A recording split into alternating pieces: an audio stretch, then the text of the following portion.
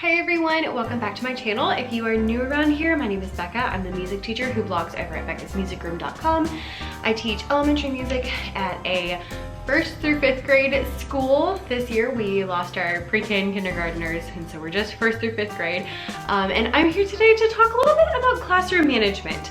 I feel like classroom management is a really hot topic, like the beginning of the school year, and then again kind of in January. But if you have maybe been struggling, February is the time that things get extra hard. So if you have been struggling thus far with classroom management, or if you just think it could be a little better because the kids are starting to get a little bit crazy, I want to give you a couple of tips to help you out in your classroom, because if your classroom runs smoother, then you will just feel so much better. Your kids will learn better. Everything will be so much better.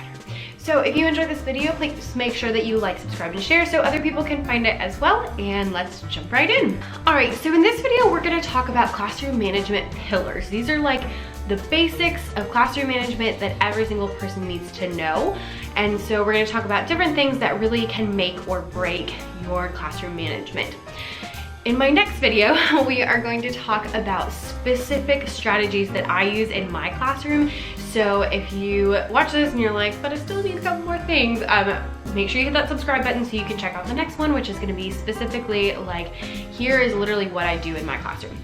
Now, if you need to know a little about my classroom to help you out a little bit and understand where I'm coming from, I again teach elementary music from 1st through 5th grade, so I do not have the same kids all day long. I have kids for about an hour, and I teach at a fairly difficult school. I love, love, love, love, love my children, but I'm at one of those schools where people that I talk to who live where I live, I can always tell if they know what I'm talking about by what they say when I tell them what school I work at. They either say like, oh yeah, that's nice, which tells me they've never heard of it before and they're probably not from here. Or on the other hand, they say, oh, you work there? And I'm like, yes, I do. And I can tell immediately if they know what I'm talking about, because that's the face that I get if they do. I mean, it is to the point where the other day I saw someone I hadn't seen in maybe a year or two, and he said, oh, well, where are you teaching now? And I was like, oh, I'm still at the same place. And he said, good for you, sticking it out. And I was like, okay.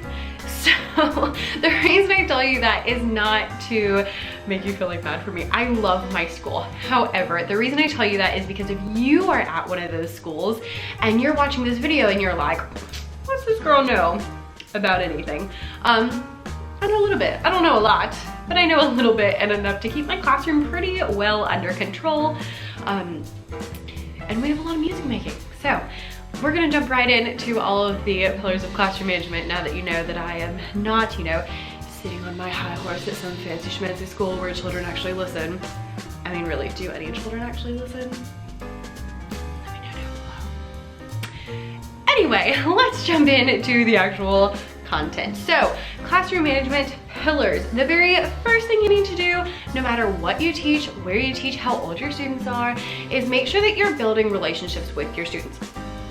Now, there's lots of ways to do that. If you would like, I can do a whole video on building relationships with students. But when you are someone like me and you teach 550 kids, in the past I've had as many as like 700 and something, teaching, you know, building relationships with individual students when you got 700 is really, really difficult.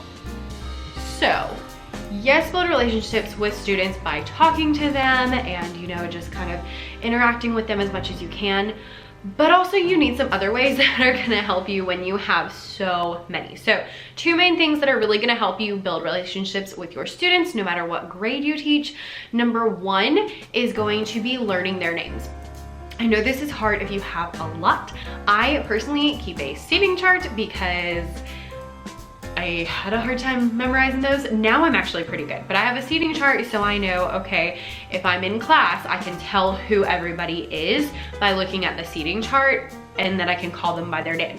I call kids by their name as much as I possibly can so that I learn it really well. The other thing I've been doing is that I stand in the front in the morning and the afternoon during arrival and dismissal. So during that time, I use it to like test my memory, and I try to call every single student by their name. I don't always win, but that's kind of my goal. And sometimes I'll get like, 10 or 15 in a row and I'm like, yeah, and it's really exciting. But just, especially in the morning when kids come in and you're like, oh, hey, so-and-so, and call them by their name, like that makes a huge difference. They're like, oh, hey, someone knows who I am and cares about me. All right, this will be a good day. So I don't always hit everybody, but I try my very best. So number 1, learn names, or at least have a seating chart so you can pretend you learn their name. Number 2 is to be consistently pleasant. Now, I don't always feel like being consistently pleasant, but I try my best. And this is something that actually, I've always felt, I try to be calm and I try to be pleasant, but it has been like extra obvious to me since I read about it in a book. I will go get it actually so you can see what it is. All right, so we just finished this book up called The Happy Teacher Habits, and it was amazing. I'm gonna have a whole book review video coming out very soon, so hit that subscribe button so you don't miss it. The author of this book has done a lot of research into classroom management. He has a blog called Smart Classroom Management, so you know. And he talks about being consistently pleasant with your students and how much of a difference that makes to them. This is especially true if you see your students once a week, or for like an hour a day, because they don't have the whole day to be with you. So if you are consistently pleasant every time they come, it's gonna really help them to build relationships with you, because they'll be like, oh, I like going to her class, she knows my name, and she's usually pretty happy, she doesn't usually yell at me. Now, in that book, he talks a lot about, you have to actually do it like all the time. I definitely cannot say that I'm pleasant all the time, but I am trying to be better. I feel like right now I'm maybe 75% of the time, so we're trying to up that percentage a little bit to help make sure that I have the best relationships with my students as I can. The second thing you need for a classroom that runs smoothly is a classroom management plan that you actually enforce. So usually at the beginning of the year, your administrator will be like, send me your classroom management plan. And at first I was like, I don't know what that means. So figure out what you're going to do when students are good and when students are not good. And if they continue to be not good and continue to be not good, you can't, if you are going through the day and you don't have a plan for what you're gonna do if students are off task, then things are gonna be really stressful, because when a student starts talking, you have to figure out what you're gonna do. And you have to decide, am I gonna fuss at this student? Am I gonna move him? Am I gonna do this, that, the other? I don't have that because I have a classroom management plan. So if you're talking, you get a yellow card.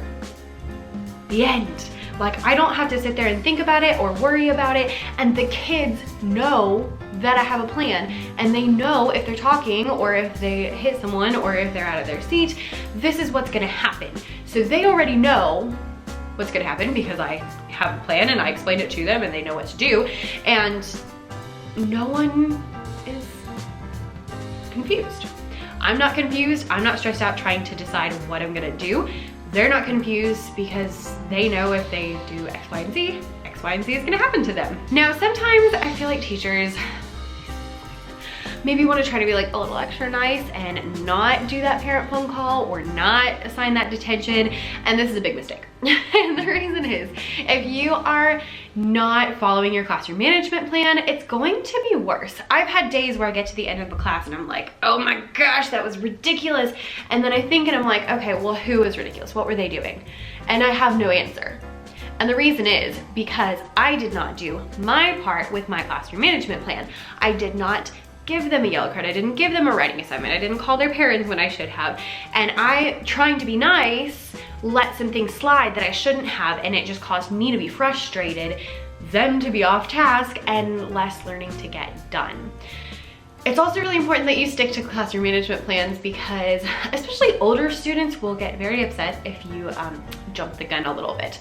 A few months ago, I had a kid who I'll explain my whole classroom management plan next week so you can understand it a little better, but basically I have like a 3-step process. So you get a yellow card, and then you get a writing assignment, and then you get a red card, which is a parent phone call and a lunch detention. And he was at a writing assignment, but he was being awful and driving me crazy. And it was one of those days where I was trying to be nice and trying not to like call his mom and do the lunch detention thing. And he left, and he actually left early. And I was like, I gotta call his mom. Like, it was just ridiculous, not okay. I shouldn't have let it get that far. And so I did. And the next day he came in and he was like, Miss Davis, why'd you call my mom? I didn't have a red card. And I was like, you were being ridiculous. And he was like, but I didn't have a red card. And I was like, okay. And I had to apologize to him and say like, okay, I'm sorry. I jumped the gun. I shouldn't have done that. What I should have done is stuck to my plan in the first place. But you did deserve that. And so have a plan and stick to it. The kids know it, you know it, and it just makes your life easier. I don't sit there and think like, oh, what am I gonna do if someone gets out of their seat? Get out of your seat, get a yellow card, you don't get to play instruments. The end. So, number 2, have a plan, stick to it. Number 3 goes right along with it, and that is be consistent. The kids know whether you are consistent or not, and I can tell. So, I teach music, so I teach like specials, and this is a terrifying thing for classroom teachers, but I can tell very quickly whether classroom teachers stick to their guns or not, because when they come in my room and I say something, if they believe me, I can tell their teacher actually does what they say they're going to. If they don't believe me, their teacher does not do what they say they're going to. Now, they usually believe me pretty quick because I don't say things I don't mean. But I can tell whether a teacher follows through or not. If you say, you know, I'm gonna call your parent, you have to call their parent. If you say they have to have detention, you have to give them detention. You have to follow through on your plans, because if you tell them you're gonna call their parents and then you don't, then now they know, okay, well, she's not gonna do anything, so I can do whatever the heck I want. It also tells all the other students in the class that they can now do whatever they want, because so-and-so is, you know, getting up and running around doing all the things, and they're not getting in trouble. So be consistent. The kids know it, and end of story, right? Number 4, this is something that is difficult, especially for new teachers, is explain everything in very precise details. This is something that I contribute the most of my success in, and that is that I explain things very, very thoroughly. So when we have activities, and I teach music, so we do a lot of moving around the classroom, dancing, this, that, and the other, and we don't have a lot of problems because I'm very clear about how we're going to move around the classroom and how we're gonna do this, that, and the other. So, for example, the other day we did an activity in 2nd grade with a rather rowdy 2nd grade class, I might add, and we were pretending to be a marching band. So I told him, I'm like, all right, we're gonna be a marching band now. And so we got into a circle and I said, okay, we're going to march around the outside of the carpets. We are not getting off of the carpets. We're not going in the middle of the carpets. We're going around the outside of the carpets. I'm looking for people marching to the beat like a marching band would. So we're marching on the outer edge of the carpets. We're gonna do the same thing as always. And so we go through all 4 of our rules, which are follow directions, be respectful, be responsible, and be a participant. And then I say, is it responsible to run? No. Oh, good. Is it respectful to hit people? No. Oh, okay, cool. Is it responsible to fall over the floor?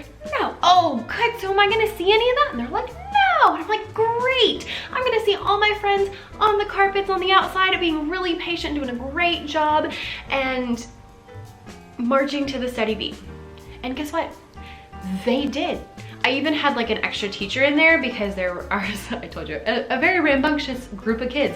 And he was like really amazed that they were doing what they were supposed to. And I didn't have a single child getting out of line and moving anywhere else, getting out of the carpets, hitting other people, because I was up front and told them what I expected in the first place. If you are not clear with your expectations, the kids will not be clear about what they're supposed to do, and they will not do it right. For example, I had a 1st grader He's in 2nd grade now, but in 1st grade, when he first got to our school, it was like the 1st week or 2nd week of school, and this little child would not stay in his assigned seat. And I have like little dots on carpets that they sit in, and so I was like, and so he was like wandering around my room, and finally I was like, sit down. And the little boy was like up in the front of the room by my whiteboard and just sat down. And I was like, because I of course meant go sit in your assigned seat, but all I said was sit down. And he sat down, so he was correct. He did what I asked him to do. I was not clear with what I wanted him to do. And so you know what I said? Thank you so much for following directions the first time. Could you go sit in your assigned seat now? And he did, because I was clear about what I meant. So make sure that you give really clear instructions. If you're doing, like if you're a music person, you're doing a movement activity, explain where is okay and where is not okay to go. How fast should we moving? What should I be doing with my hands? Should I be doing anything? If we're sitting and listening, or like if we read a book, we always talk beforehand about how your eyes should be on the board, or your eyes should be on the book, or your eyes should be on Miss Davis because I'm talking. And those little things that you feel like they should know, they don't. So the more clear you can be, even with older students, even with middle or high school students, the more clear that you can be, the better they will do. And number 5, this is my last tip for your classroom management pillars. Nothing beats a good lesson plan. I love listening to the Anna Krusik podcast, which is run by a girl named Ann Molesky. She's wonderful. I love all her content and her Instagram and her TPT store. Love her, I'll link her down below. But she always says the best classroom management plan is a good lesson plan. Which I'm kind of like, you obviously did not teach my children. But it's so true. If kids are bored in your class, they're gonna get rambunctious and they're gonna get off task because they're bored. When you get bored in a staff meeting, what do? You play on your phone, you talk to the person next to you, you don't pay any attention. Same thing with kids. If they're bored, they're not gonna listen, they're not gonna pay attention, they're not gonna want to do the right thing. So make sure that you are trying to create engaging lessons as much as possible. I know that some things are not the most exciting things in the world. Do your best. Go to Pinterest, look some things up. This has been even more apparent for me this year. I upped my rigor a little bit, especially with my younger kids, and just really turned up the pacing. And so we do a lot more stuff in the same amount of time now than we used to, and I've had a lot less behavior issues. And I think a lot of the reason is because we have less downtime, because we are like zapping through everything. Each part of my lesson is very short, but we get through a lot and the kids are interested, because even if, you know, we're sitting and talking for 5 minutes, they know it's only gonna be a couple minutes and then we're gonna get up and sing a song, or we're gonna go play instruments, we're gonna do this, that, or the other. So even like my more boring parts of my lesson are not a big deal because they're shorter. So see if maybe you can go through more things in a class, add more fun things, instruments, make things instantly more fun, games, even if they're not like actual games, you just call them games, make things instantly more fun. So see if you can inject any of that, or just any time that the kids can be a little bit silly, you can be a little silly, it's gonna help. All right, so those are my 5 pillars for classroom management. As a review, that would be build relationships, have a plan and stick to it, be very, very, very consistent, explain everything in excruciating detail, and have a really good lesson plan. Those 5 things are really gonna set you up for success. Now, if you need some help for like what classroom management plans you should actually have, I have another video that will be coming out very soon explaining everything that I do in my classroom. In the meantime, if you don't want to wait, I will link down below a couple of like blog posts and videos that I have that explain different classroom management strategies that maybe I do now, maybe I used to do, or I do like a version of them, so that you can check them out right now. So click the links down below if you're interested in any of that. Make sure you like, subscribe, and share if you enjoyed this video, and have a wonderful, wonderful week.